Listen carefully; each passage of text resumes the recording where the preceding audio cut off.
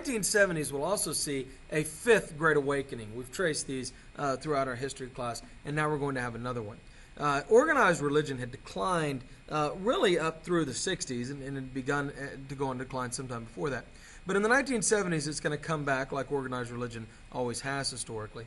Now, sometimes this is going to be mainstream religions, very similar to what we've seen before, but in some circumstances, we're going to see cults and unorthodox religions that are going to come under a lot of criticism and be seen by many Americans as non-mainstream and bizarre. Scientology does very well, kind of surges into the limelight here. The Unified Church of Sun Myung Moon is another one, the Moonies, characterized by mass marriages, for example. Hundreds of people getting married at a time in marriages arranged by Moon himself. Probably the most dramatic example of this at the time, though, was the People's Temple.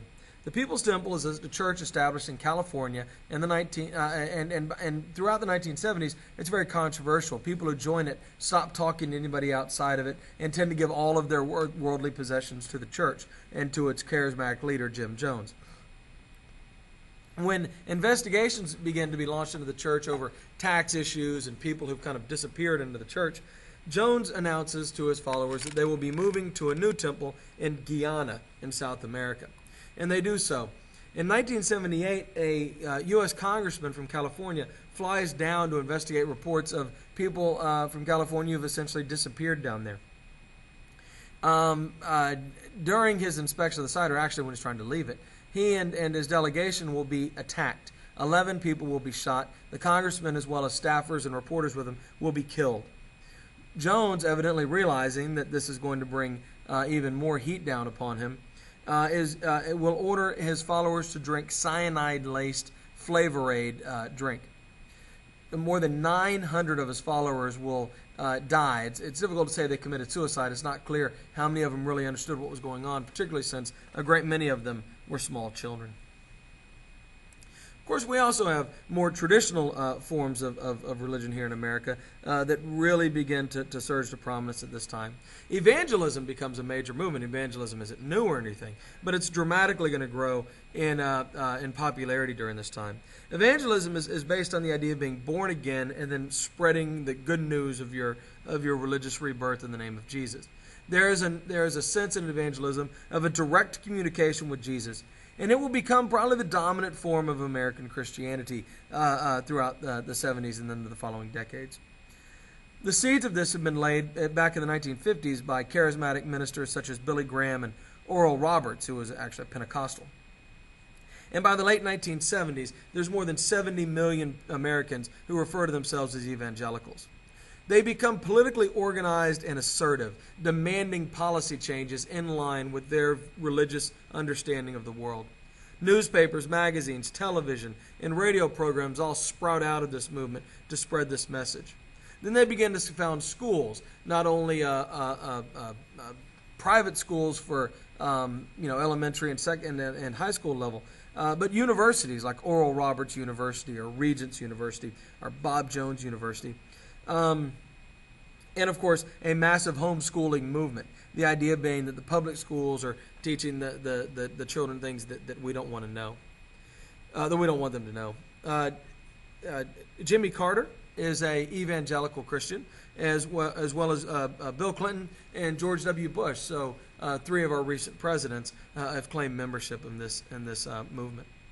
Some evangelicals call for social justice, meaning that they want to see programs to help the poor, to provide some degree of equality in the country. But far more commonly, politically organized evangelicals will see their role as combating their ideas about immorality and disorder.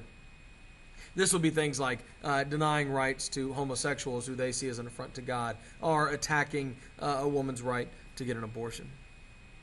They reject the modern secular culture. There's a real strong sense that everything from action movies to Tinky Winky on the Teletubbies are destroying our children's minds and our culture.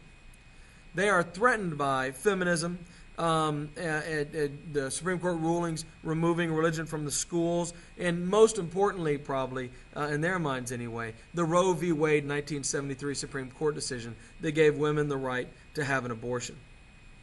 There will be a powerful pro-life movement that comes out of this that has at times will engage in acts of terrorism. For example, Dr. George Tiller is shot in both arms. He's an abortion provider, and then later will be shot and killed, both times by two different abortion terrorists. Another example would be Eric Rudolph, who goes around the country bombing abortion clinics, shooting abortion doctors, and actually bombs the 1994 Olympic Games, which are held in Atlanta. The Christian right, or as they're sometimes called, the moral majority, which is Jerry Falwell's particular group, will demand that politicians listen to them and make policy based on their ideas. Pat Robertson, a Pentecostal, will create the Christian Coalition and become a significant force in American politics. They are primarily anti-gay and oppose, like I said, reproductive rights. But they also begin to demand an end to economic regulations. They're going after the regulatory state that was established as early as the Progressive Era. They tend to be deeply anti-communist and demand more military spending. They want the Bible taught in schools. They oppose evolution. And of course, the court has said you can't do this. And so they began to push for the teaching of intelligent design as an alternative theory to evolution in schools. Particularly in Kansas, they passed a bill ordering that schools have to teach both intelligent design and evolutionary theory. And they want a government based on their interpretation of Christianity and Christian morality. Get a sense of kind of how they argued things. Here's Jerry Falwell on Pat Robertson's show, two of the leaders of this new awakening, arguing that 9/11 was caused by liberal policies. It's God's judgment. He's mad at us for the liberals. Another great example of this is Phyllis Schlafly, who here in Texas was recently put into the standards of what we're supposed to be teaching in history. Here's some quotes from her. She was an anti-women's rights crusader who comes out of this movement as well. The evangelical movement was only part of the new right. Its roots were way back in the 1964 election. It really is born with that group of activists who organized around Barry Goldwater in opposition to the civil rights movement. It starts at the state and local level. It was really built from the bottom up. They start by winning city councils and school boards and things like that. But they also have massive funding from business interests who managed to insert deregulation of business and lower taxes on corporations and the wealthy into the kind of mainstream of this philosophy. And so they're very willing to fund these movements. By the late 1970s, there's a massive infrastructure to push for these things.